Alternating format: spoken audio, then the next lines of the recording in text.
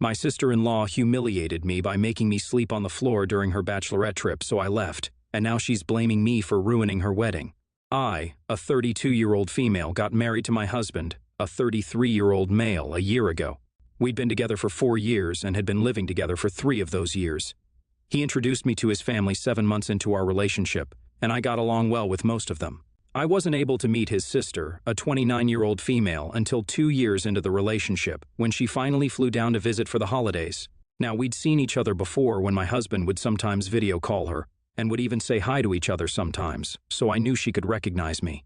But the day she came back, she pretended not to know me, and when I did introduce myself, she exclaimed really loudly that she couldn't recognize me because of how different I looked with so much makeup on. And everyone heard that. The funny thing is, I hadn't even used anything other than a lip balm that day, so I don't know what makeup she was talking about. Anyway, that was our first time meeting each other, and as you guys can already tell, it wasn't very pleasant. I still managed to try and be nice to her the next few times that we met, since she'd quit her job and moved back, so we'd be seeing each other every time I visited my husband's house for family events and stuff. But it just never worked out, since she was just so mean all the freaking time.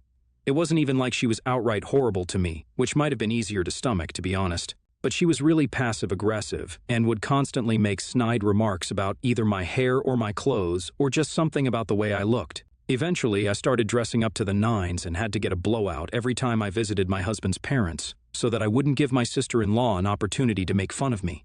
But even that backfired because then she started mocking me for how much effort I would put into my appearance for something as casual as going to someone's house. My husband had picked up on this sudden change in my behavior because he'd noticed how I'd get really stiff and weird around his sister. So, one day he sat me down and told me that his sister had just always been a bit of a mean girl ever since high school. He advised me not to take her words to heart because she'd done this to every single member of their family, including his female cousins and some of their aunts. They generally brush it off because they knew what kind of person she was, so it didn't bother them. So now, she'd found a new target, namely me, and she was making the most of it by making me feel terrible and insecure. I realized that letting her words get under my skin would just mean that I was letting her win. So after that, I stopped paying any mind to her at all. That was around 6 months ago, and since then, every time I met her, I've managed to ignore her altogether and pretend that I can't even hear her when she tries to speak to me, and that has considerably improved this little situation that I had. Anyway, we don't speak at all anymore if we can avoid it, and the most we say to each other at parties is, hi, since neither of us is interested. So you can imagine my shock when, last week, she invited me to come along with her on her bachelorette trip. She got engaged to her boyfriend of 2 years 3 months ago, and is getting married in 5 weeks. I attended her engagement party with my husband, but she ignored me the entire time. So obviously I wasn't expecting this, and had half a mind to decline the invitation to accompany her on the trip because I was pretty sure it was going to be some cruel prank on me. But then, she spoke to me in person and told me that she wanted to make up for the way she'd behaved with me these past couple of years. Self-admittedly, she felt insecure that I was so pretty without even trying and wanted me to feel bad, which is why she started picking on me. She apologized for all of it and told me that she wanted to have a fresh start with me, especially since she was getting married now, and would love to fix our relationship so that we could go out on double dates. After a lot of persuasion, she was finally able to wear me down, and I ended up agreeing to go on a trip with her. Worst decision ever, now that I look back on it, but whatever, what's done is done. Now, when I told my husband that I'd agreed to go with her to try and bond, he was pretty thrilled because, in spite of her behavior, they were sort of close, so he would have loved for us to get along. Well, 2 days ago, she picked me up from my house in the morning, and we started for the road trip. She also had 2 of her close friends from high school with her, and they seemed to be less of her friends and more of her cronies, if I'm being honest. As soon as I got into the car, I could feel that something was off. They were more caught up in themselves and didn't try at all to make me feel welcome or included. I hardly talked during the entire 6-hour trip because they didn't make me a part of their conversation at all, and nobody asked me a thing. It felt like they didn't even want to acknowledge my existence. I didn't say anything because I knew that this was my sister-in-law's bachelorette trip, so I didn't want to make a fuss and make the day all about myself instead. So I kept my mouth shut. Then, we reached the spa and resort around the evening, but on reaching, I realized that they'd booked just 1 room for the 4 of us, and the bed would not have space for more than 3 people. They brought out the drinks and started their own little party in the room, and after a while they were buzzed, while I sat by myself in a corner of the room. I'd asked for the wine to be passed to me, but none of them had bothered to do it, and it Felt weird to ask again, so I just didn't say anything and, once again, sat silently while they had their fun. Around 1:45 I finally worked up the courage to ask them where I'd be sleeping since the bed didn't have much space. By then they were sauced and were gossiping about other girls from their high school, so when I interrupted their conversation, my sister-in-law's friend started shooting me the meanest looks they could, but I didn't care. I soon knew that I'd been right about this whole trip being a way to insult me all over again, and my sister-in-law hadn't meant a word of whatever she said earlier. So, I just wanted to go to sleep and get this whole thing over with. When I asked about where I was supposed to sleep, my sister-in-law got a nasty look on her face, and I instantly knew that this couldn't be good. And then, she proceeded to tell me, in her most falsely sweet voice, that she'd forgotten to book another room and she didn't feel like bothering the staff right now, so I might just have to sleep on the floor. That led to raucous laughter from her and her friends, laughing at their own cruel jokes. I was still delusional enough to believe that she was just kidding and wouldn't expect me to sleep on the floor. So I asked her once again about what I was supposed to do now. And once more, she just told me to lay down on the floor and stop bothering her because she was trying to have a fun time. This time, she wasn't smiling or laughing and wasn't even pretending to joke. She meant what she said, and I was shocked, to say the least, because this was cruel and humiliating on an unimaginable level altogether. I didn't know how to react to this. She went back to gossiping with her friends while I sat there, rooted to my spot because of how angry and insulted I felt by this whole thing. I was so pissed off that I wanted to just slap her, and I'm not even a violent person, but this was the limit, honestly. After 10 minutes of just sitting there seething, I decided that I'd had enough of this crap and wanted to go home now. So I got up, grabbed the car keys and my stuff, and left without another word. I didn't want to waste my time and energy trying to argue with them, and neither did they care enough to stop me and ask where I was headed either. They didn't even say anything when I took the car keys with me. That's how unaffected they were. But good for me, I guess. So anyway, I packed up and started the drive back home. I hadn't had dinner, and neither did I have anything to eat with me, so I was really hungry, but I didn't have any intention of making any stops until I got home. I finished the 6-hour drive all by myself, fueled by nothing but rage, and finally, I reached home in the early hours of the morning. I rang the doorbell, exhausted and almost on the verge of collapsing, and luckily my husband didn't take too long to wake up. He was taken aback to see me back so soon, but he also noticed how worn out I looked, so he saved his questions for later and heated last night's pasta for me as soon as I said I was starving. After I'd finished one whole bowl and felt better, I took a nap and didn't wake up before 1 in the afternoon. My husband was still waiting for an explanation for all of this, and after I'd finally woken up, I told him everything that had happened. He heard me out silently, and I could tell that he was livid at how his sister had treated me because of his expressions. He was red in the face, and I'd never seen him this pissed off. Within seconds, he was on his phone and had called his sister. Before I could even say anything, he told her off for what she'd done and called her a spoiled brat with zero human decency and that he was ashamed to be her brother. I could hear that she was trying to argue back but couldn't make out what she was saying. It couldn't have been anything good, though, since my husband started looking even angrier. They had a heated argument, and in the end, my husband told her to go to hell and that there was no way he'd be attending her wedding now. Having said that, he hung up. I was happy that he'd finally decided to tell her off because of her behavior since, so far, she'd gotten away scot-free even after being awful to not just me, but any other female member of his family. He told me that he'd never said anything to her because he believed that she'd grow out of it, but clearly, even at this age, if she hadn't realized that bringing down other women and humiliating them didn't make her look any better, then she probably wouldn't realize it ever. And this was the last straw for him. Like he said to me later, he even apologized for never trying to correct her behavior earlier and felt that a lot of this could have been avoided had he and his parents just tried to call her out even once, instead of letting her get away with whatever she said. So yeah, I was happy that he had this realization, and that was that. But now, his sister and her friends are hounding me with calls and texts, demanding that I convince her brother to take back what he said. They believe that I'm the one who's way too fussy about something petty, and even have the audacity to accuse me of overreacting. They're claiming that, obviously, they were going to make some arrangement for me to sleep eventually, but I was being too fussy, which is why they got annoyed. I know that's a load of crap, though, and I don't buy a word of it. I've told my sister-in-law that I'm not convincing my husband of anything at all. She did something cruel, and now she's facing the consequences for it. None of that is my fault. And that's when she started crying and sent me multiple voice notes calling me selfish and cruel. ITF for refusing to persuade my husband to attend his sister's wedding after she humiliated me on her Bachelorette trip.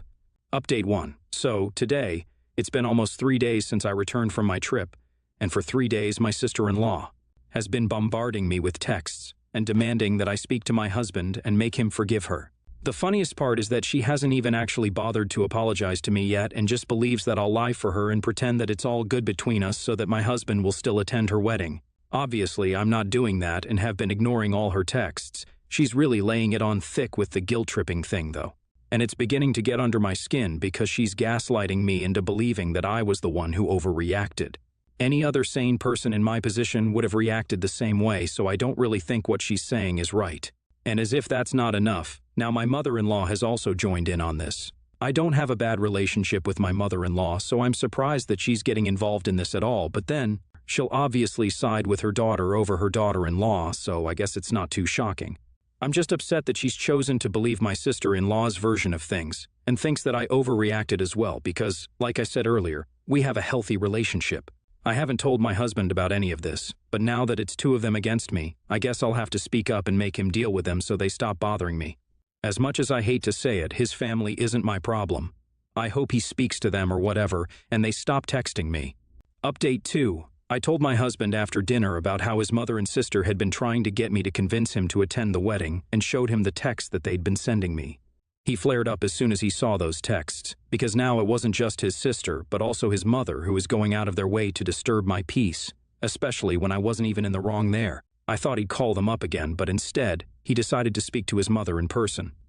He drove to his parents' house at 1 p.m., a few minutes after dinner, and came back home at 11:30. I tried to stop him from going because I knew for a fact that confronting his mother so late at night while he was in such a foul mood would inevitably lead to a huge fight and even more problems. But he didn't listen and went anyway. And what I thought would happen was exactly what happened. He ended up getting into a really bad argument with his mother about whatever had been happening. He was very upset and still fuming when he came back home, and we stayed up way past midnight while he ranted about his family to me.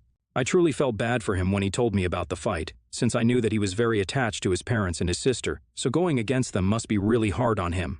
His mother had gone above and beyond in her attempt to defend her daughter, and in the process, had ended up saying a lot of cruel things about me.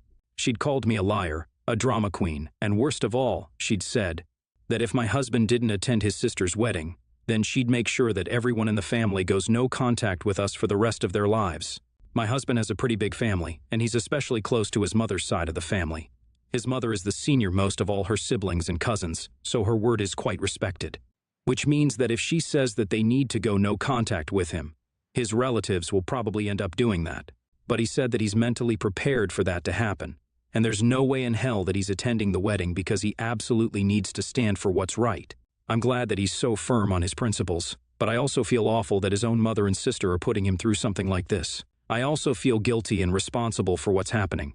It all just feels like my fault now, and I don't know what to do at this point. Update 3. Hey guys, almost a week has passed since the last update, and my in-laws had almost totally cut us off, or so I thought, until this morning. We'd had no contact with anyone, neither my sister-in-law nor my mother-in-law, after that whole fight, and I was fine with it. My husband, even though he was upset, was trying to accept it and had almost come to terms with it. But then today happened. My mother-in-law and sister-in-law showed up today, demanding to see my husband. Both of us were about to leave for work when they came by, and we only had minutes to spare, so my husband made the mistake of telling them to make it quick. That set his mother off, and she began to rant about how they apparently held no value in his life after his marriage, and how we were showing our true colors now. She accused him of favoring his drama queen wife instead of his own little sister, right in front of me, and I was stunned that this woman, who's always been sweet to me, was now suddenly saying all this crap about me.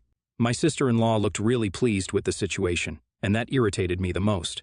I'd had enough of their bull crap and wasn't just going to sit around and take some more, so before my husband could say anything, I intervened and snapped at them. I gave them a piece of my mind, especially my sister-in-law, telling her that she was nothing but an insecure and ill-mannered little liar and that she should be ashamed of herself. I let out months and months of pent-up frustration that had been building up, and by the end of it, she was in tears. I called her a manipulative and conniving hole who only knew how to put other people down so she could seem like less of a loser, but clearly it wasn't going to work here. It was a pity that she always tried so damn hard to bring me down because it meant that she looked at me as competition, but I didn't, which just showed how insecure she was as a person. And I might have made some comments about her makeup and forehead as well, which I'm not really proud of, but hey, might as. Well, get it all out in one go.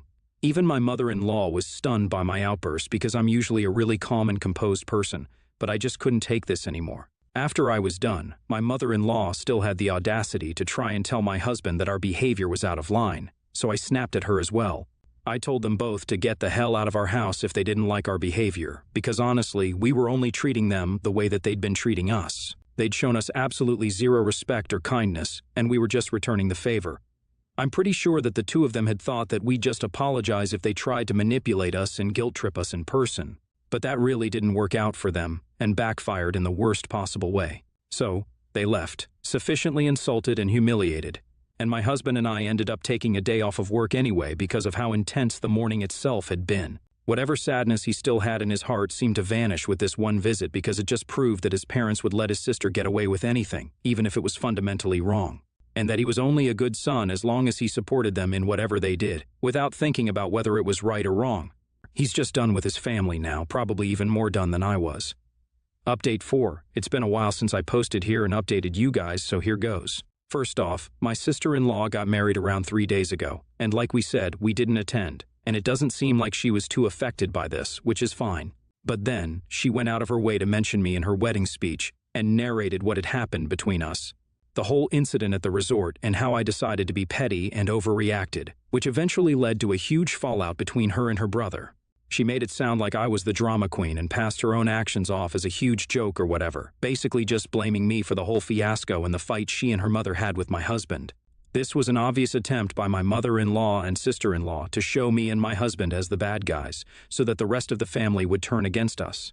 But then, thankfully, the rest of the family wasn't really as stupid as they thought, and they knew something was fishy about the way that they were making it sound like I was an overly sensitive brat and she was just joking. So, some of them texted me asking about what had been said, and I obviously explained the entire story to them. Given my sister-in-law's past behavior, nobody was surprised in the least that she'd pulled something like that, and even had the guts to try and make it look like my fault. So, long story short, now they're the ones who have been cut off by the rest of the family, and once again, their own manipulation tactics have backfired on an epic level. This is just karma at its best, and my husband and I couldn't be happier about it.